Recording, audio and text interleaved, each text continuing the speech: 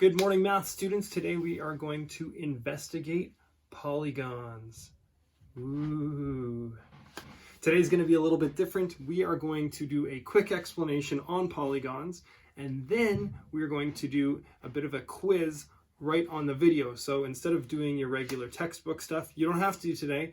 You're just going to watch the video and answer the questions and see how you did. All right, so what is a polygon? A polygon is a closed shape and it needs to have straight lines. So those two things, closed shape, straight lines, that's all. Here's an example of a polygon. It has a closed shape and all of the lines are straight. Here's an example of a non-polygon. So a non-polygon means it's not a polygon. So as you can see, here are some examples. They do not have closed shapes or they do not have straight lines.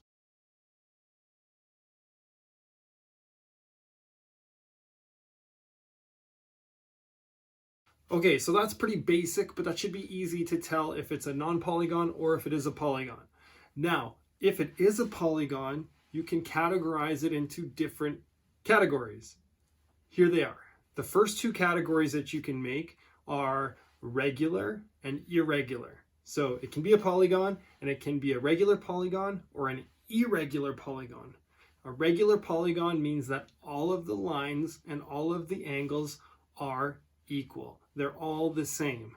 So if you see a polygon over here, for example, all of the lines, they're the same length, all of the angles are the same angle. So we call that a regular polygon. Now, if for an irregular polygon, it's just, hey, if the sides aren't all the same, or if there's one side even, or one angle that's different, it's just called an irregular polygon. Okay, so we have polygons. They can be regular or irregular. Okay, so that's the first category. We can find out if it's a polygon. We can decipher if it's regular or irregular. And then we can also decipher if it's concave or convex. So those are big words and they're hard to kind of understand. However, I've got a cue that's going to help you out. Think of concave is big like a cave. Caves are usually big, vast things. So when we're talking about angles, what's the biggest angle that you can name? Well, it's a reflex angle. So a reflex angle is more than 180 degrees.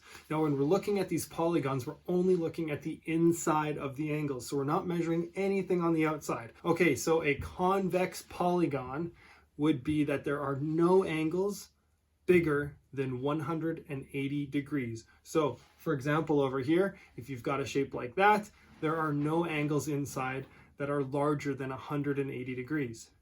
Concave, big like a cave, you just need to find one angle that is bigger than 180 degrees, or just find one reflex angle inside the polygon.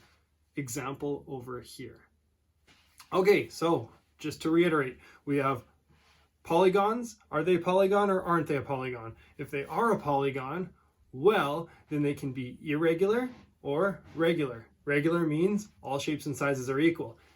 Irregular means, hey, there's one side or one angle that's different than the other, so it's irregular. Still within those two parts, they can be concave or convex, and for those, we're just looking at the angles. If it's concave, one angle is bigger than, yep, 180 degrees. If it's convex, well, hey, there's no angles inside the polygon that are more than 180 degrees. Now for this, you probably don't need a protractor at all. You should be able to just look at the angles and decipher if it is an angle that's bigger than 180 degrees or not.